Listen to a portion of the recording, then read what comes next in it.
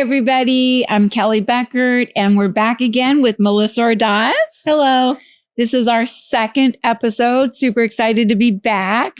You remember last time you got to interview me. I did. So today I get to interview you. Yes. I actually prefer this I kind know of you setup. do. Are you ready? How are you feeling about it? Good. Yeah. Because you actually don't really like being the center of attention normally either. Yeah. And it makes it so much better when you point that out. You're welcome. Yeah, you're welcome. Okay.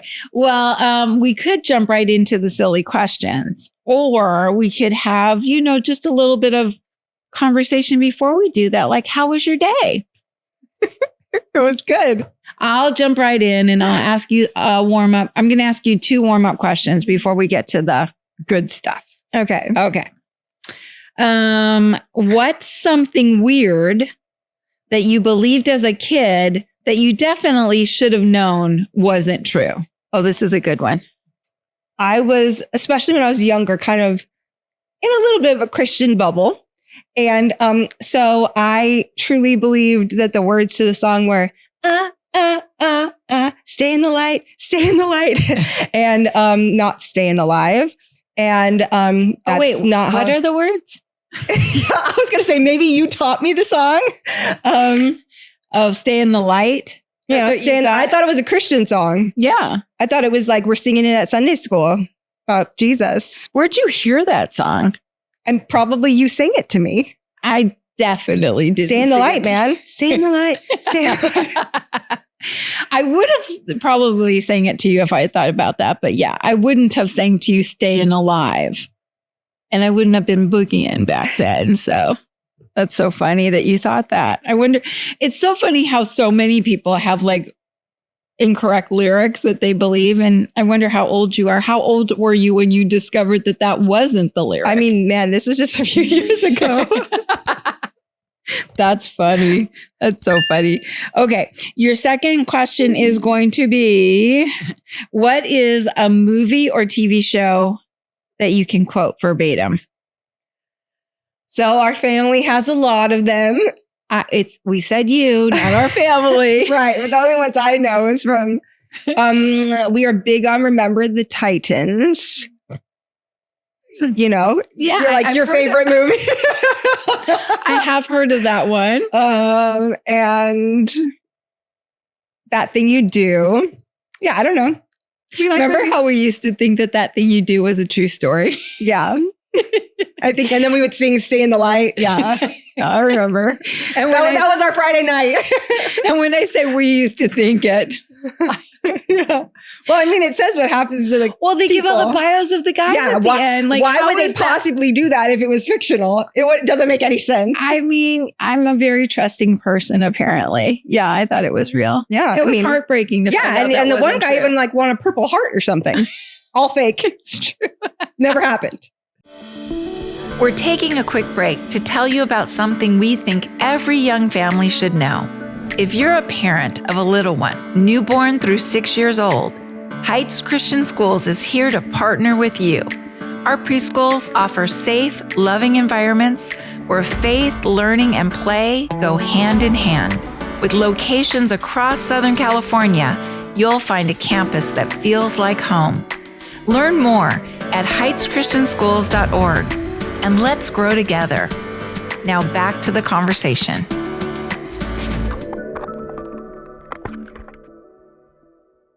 You want to do the generation gap game? Okay. So we have this is mine and this is yours. Don't look at it. I'm not going to look at it. Okay. So we have no, just kidding. Yeah. So we have generation gap, and so the words on my cards are going to be words or short phrases from your generation-ish or like older than you. And your words are going to be from my generation-ish, but younger than me. We're, again, really leaning into that generation gap because you are my mother. And we actually have a gap in our generation. It would be weird if we didn't, And so the game is... Although I still feel like we're almost the same age. But yeah. Yeah. Yeah. And so the game is we're going to read. Did I ever tell you how mad I was when you turned 25? I remember I was so excited you turned 25 and I was sharing at work, and all of a sudden everyone who really hadn't been cognizant of my actual age, because I never share it, they looked at me and they're like, you have a daughter that's how old are you? It's like, I was very young when it. So I really messed up your story. Sorry about it. You messed me up. Okay, sorry. Okay, so we're going to read the cards, and then our goal is to try and figure out what the question is. Okay. So between the two answers. Can we look? Yeah. Okay. Are you looking at the top one or the bottom one? I'm just flipping it. I'm looking you're at just flipping it? Number, Okay. They're numbered. I'm looking at number 1. Oh, gotcha. Makes sense. Okay. Okay. Okay. We'll read your word. Or should I start with I mine? think I have your pile. Okay, but let's just read them. Okay. My word says Riz. But that's young. Oh, yeah. Yeah. And mine says lady killer or smooth operator. Oh, yeah. You've got the right pile. Yeah, so do you. We're good. Okay. I don't really know. Here's the thing, right? That we know is going to be ironic about this is I may or may not know the ones on my card. Right. And I'm probably definitely not going to know the ones I should know because I am intrinsically an old soul. So I have no idea. Well, guess what? I know what this one means. So maybe I'm intrinsically a young soul. I mean, probably. No, actually, I feel like I cheated, but not on purpose. I just happened last week to spend time with the delightful. To just research the word Riz. I don't know. I spent time with the delightful 4th grader who gave me a mini vocab lesson. And Riz happened to be one of the words because half of the words she used, I didn't understand. So it stuck with you. And you know what else she did is she was talking to me and in mid-sentence, like talking out loud. And so she would be talking like, we should go do this, BTW, da da da. And I was like, did you just say like text speak? Yeah. Well, like I just know, like, yeah, I know it in writing. That's how they talk. Yeah. They use letters like that. Well, okay, I do that too. Well, when you were growing up, I had 2 words where I use letters and mainly one word. I-N-O. No. Yeah. Sometimes Y-E-S, but you know. Okay, so then help us out. What does I can't remember exactly what she said. I know that to say you don't know. I know that Riz came from what I remember is that it is like the connection was. I hope you completely mix up different words. No, I'm not, because she came from charisma. I remember the connection. Oh, okay. So Riz was like charisma. So I think it was like and a smooth operator is like cool or like All right. So what's the question? That's what I think it is. But so I think the question should be, what do you call like somebody who's like a smooth operator? Oh, is that the word? Yes. So what do you call somebody that's kind of like is it like flirty? Like what would it be? Or just like I mean, I get that from lady killer. Smooth operator. So let's say Riz. I think that's more general, right? Nah, I don't know. Let's say flirty. I don't think. Are we close? Okay, we'll ask. Our producer's trying to find the answers. I don't think it's flirty. Okay, well, what do you think it is? Like charismatic. Well, the answer can't be, are you a smooth operator? And it can't be, are you charismatic? Because that's what this means. It's short for charismatic, Riz. Yeah, but it's not charismatic. This literally, okay, what's the answer? Oh, it's flirty? Woohoo! It's flirty. Why do I know nothing? For the older generation. I know. Honestly, I'm such a... this is so funny. I know this one too. I'm so excited. Okay, what's yours? Sus. Shady or iffy. Okay, you probably know that too, right? Yeah, like suspect or yeah, because sus is short for suspect. And actually, this was a few years ago. I think that this game is rigged, and you have studied all the answers. I didn't, I promise. But a few years ago, I remember using this on your brother because I had just learned this. Someone else said it to me. Yeah, and that's really fun when you walk in and start saying all the words. I'm like, hey, Zach, that's a little sus. Yeah, and I'm sure he loved that. All right, so something that is... Yeah. Questionable. Okay. Got it. Okay. I'm going to take credit for that one too. Okay. This one, good news. I don't know this one. Okay. Well, I think I know mine. Although I can guess it. Delulu? You know, this is a group game, right? Like we're a team. It's a co-op. We win or lose together. So I thought, no. Okay. So, all right. But 2 points for you. All right, well, your way. I'm guessing all the answers. Go ahead. What is it? Delulu. Okay, pipe dream. Like delusional. Yes, that's exactly right. Yeah. Okay, we're right on that. But We're right. That wasn't a question, but yeah. So what's a word that means delusional? Okay, right. Yeah. Okay. Okay. My next one is Sigma. Lone wolf or rebel? Okay. Well, I think of like a college like frat. Sigma. Yeah, I don't know. Like Sigma? Sigma. Yeah. Yeah. Okay. What'd you say? Lone wolf or rebel? Oh yeah, those are easy. See, back in the day, we used real words. So those should be a lot easier because those are real words. You're guessing yours because you can figure out what the word means. No, so far I've only guessed them because of previous conversations. No, you said Delulu. I don't. Yeah, because it does sound like delusional. So you can't insult a whole generation of slang. Delulu still is not a real word. Well, let's see if we're right. What do we think this one is? It's the real word, rebel. Rebel rouser. We can't use this word. Well, what's a synonym for that? Lone wolf. Okay, so what is loner? Are we close enough? Yeah. Okay. Good. Okay. All right, last one. No cap. Straight shooter. Oh, now see, I wouldn't have thought no cap means straight shooter. Okay. Like, just tell it how it is. Yeah. Tell it how it is. Oh, wow. Oh, no. She's kind of a no. Kind of yes, kind of no. See, that's the thing. Well, a straight shooter, you're direct, you don't hold back, you're very honest. Honest. So no cap is honest. Honest. Okay. Ah. I feel so. I wonder what that's short for. I'm a really bad representation of this side of the generation gap. This is a whole generation of people that don't know real words. That is not true. You could say that this is slang. That's what slang is. This lady is a word. Killer is a word. Smooth. Those so are you words. could just argue this generation is more creative. Mm-hmm. Boring. Okay, well, that was fun.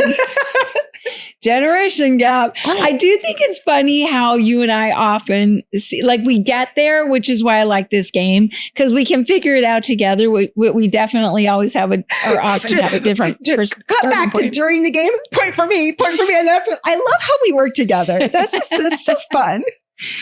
Let's talk about your roots. This is the transition. Let me actually move my chair. Okay. Where did you grow up and how did that shape your view of God?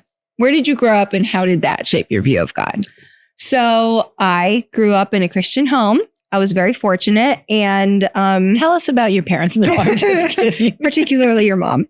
And so I was just very blessed that,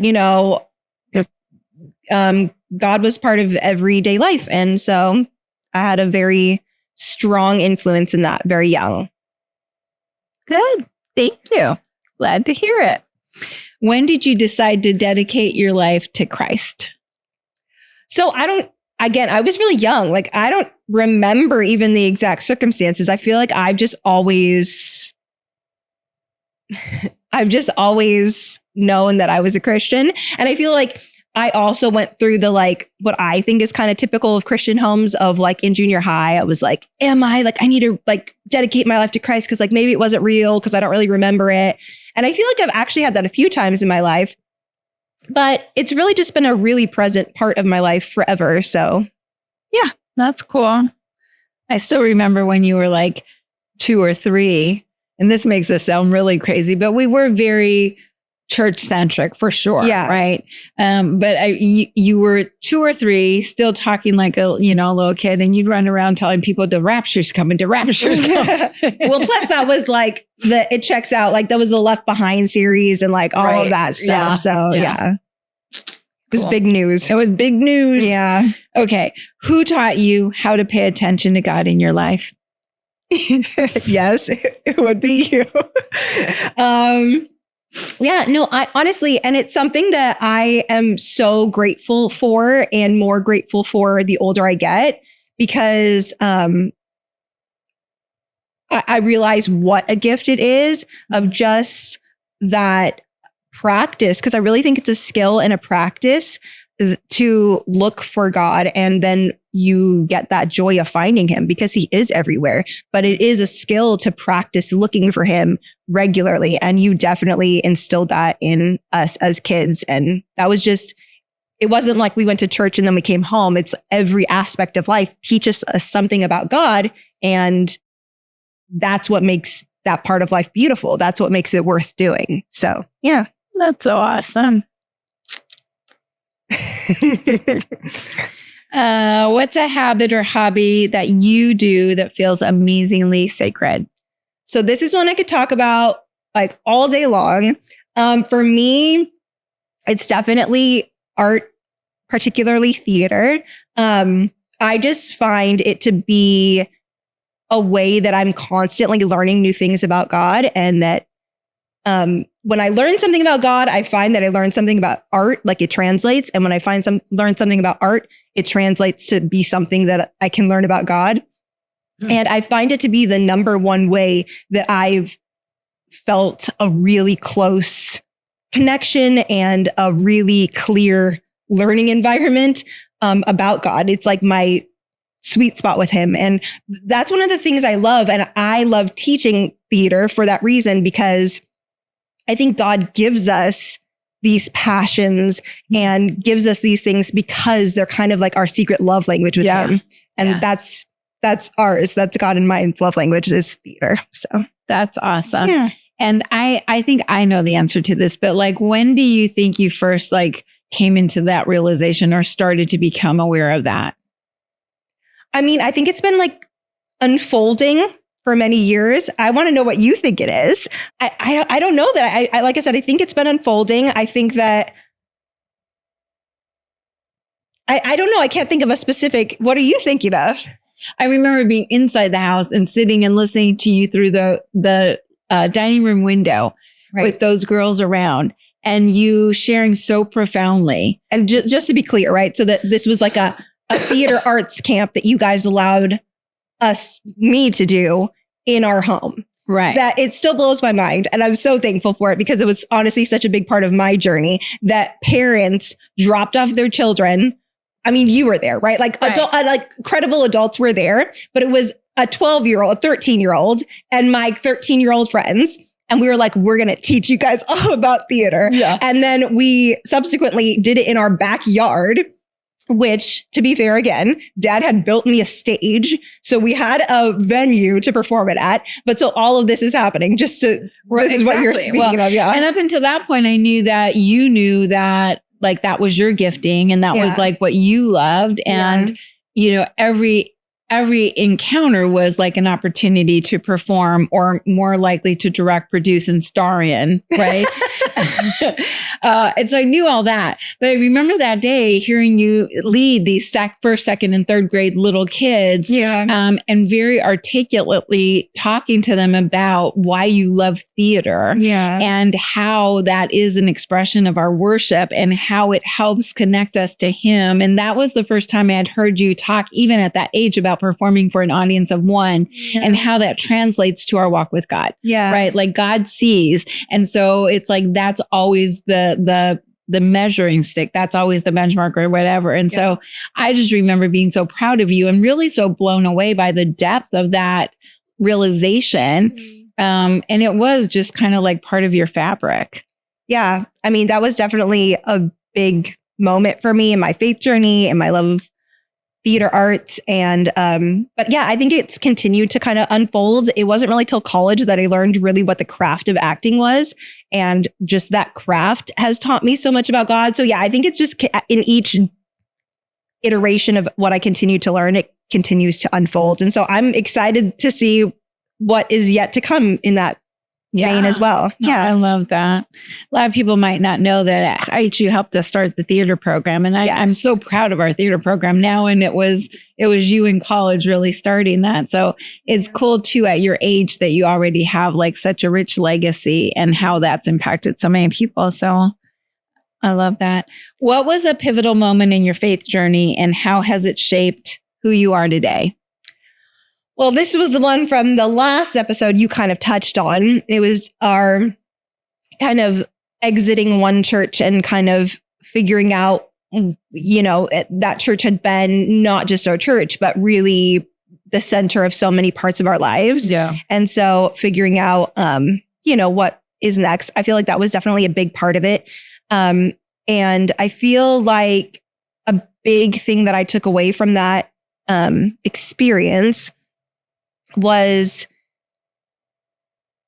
that people are imperfect and churches are imperfect, and Christians can do really unchrist-like things. Churches can do really unchrist-like things.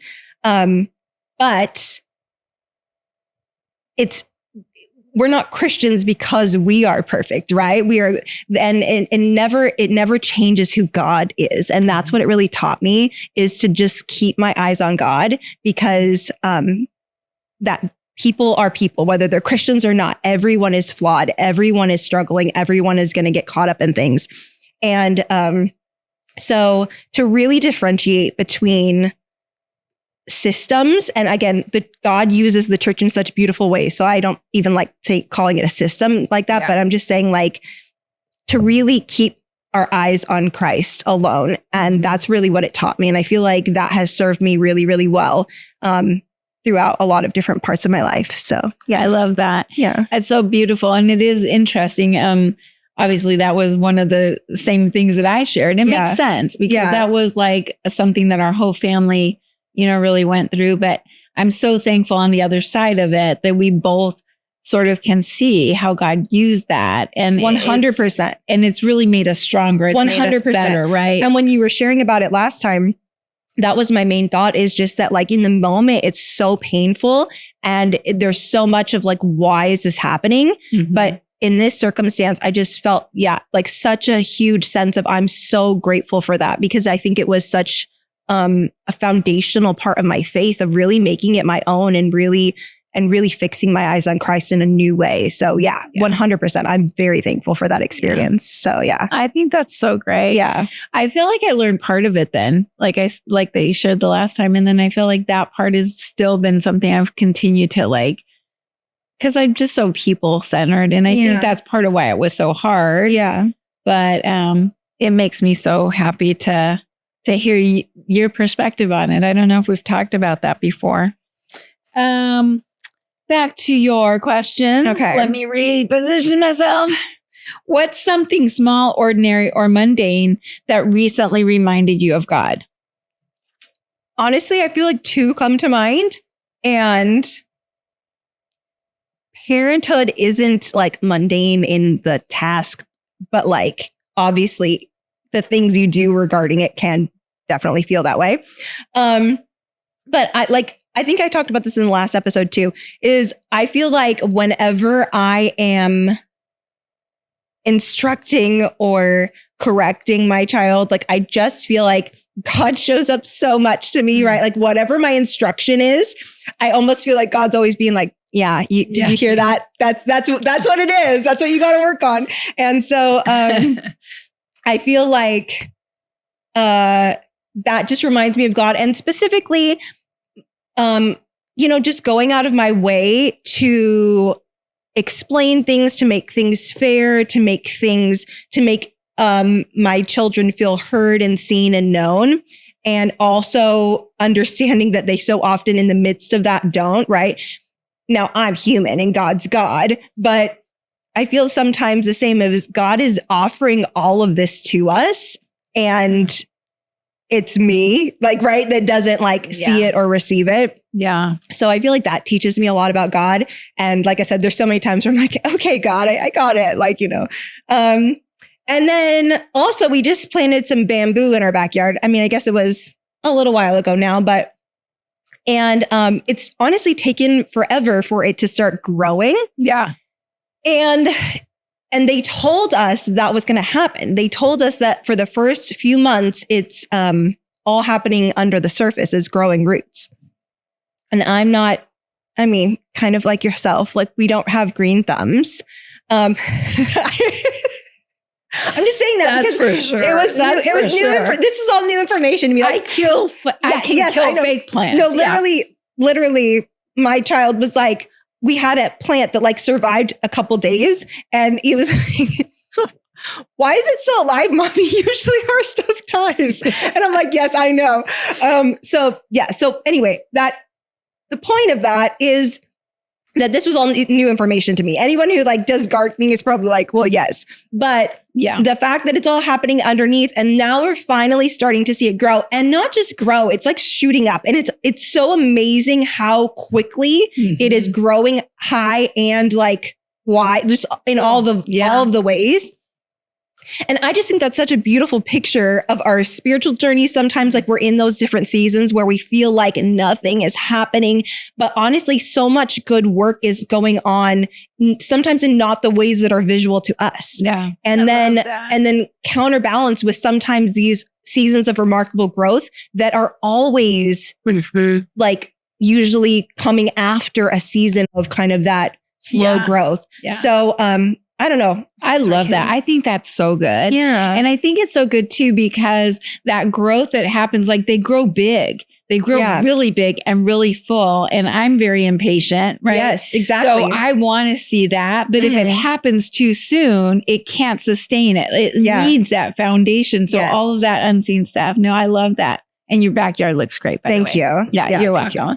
That's so cool. I also love how you tie in seeing God through the kids, because I do feel like that's another one of those things that's like every single thing I engage with my grandsons, I feel like I just am reminded of. I'm trying to teach him the lesson, and God is definitely in my head going, that's what I've been trying to tell you too, you know? So it's so fun. Okay, here's a fun one. Excluding worship music, if you had to pick a song to sum up what God is currently teaching you, what song would it be?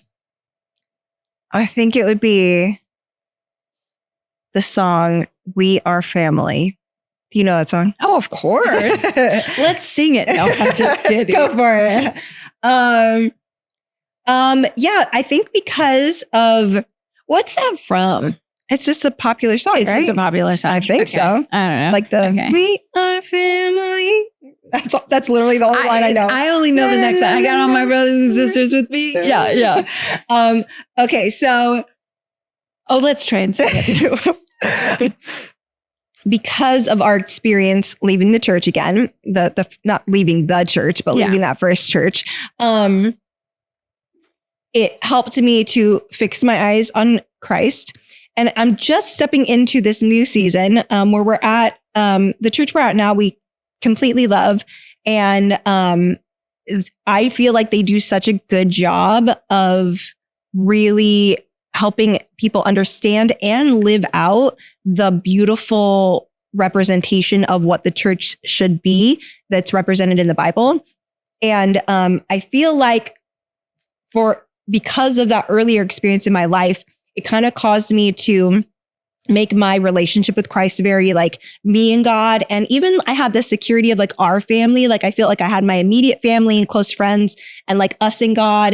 And we would have great conversations, and we're always there to help each other and so many of those things. But the church on like a larger scale and how I can fit into that, and just like I said, the complexity and the beauty of what that could and should look like, I haven't really fully stepped into. And I feel like that's really the season I'm in of. And it's honestly scary given that earlier experience, because I feel like I still feel a lot of like hurt or burn from that. But it's also when you really grasp the vision of what God calls us to, it's so worthwhile. So that's kind of what, that makes my heart so happy to hear, because we were created for community. And I think to your earlier point, we're imperfect, and so, and yet those imperfect people, when there's an offense or when we're hurt, like those are still real wounds that we carry. And I think it takes some level of courage and being brave to trust God enough to step into the thing that He's calling you to, even though like you're kind of aware this could go badly. It probably won't, but so And I love your church. I love your church for you. And I think that, especially with your boys, I would imagine that there's also a heightened sense of like, you want that for, for your family. Okay, last question. We've been talking about your roots. Let's talk about rising in your faith. What is one reminder about who God is that you'd like to leave with us today? God is...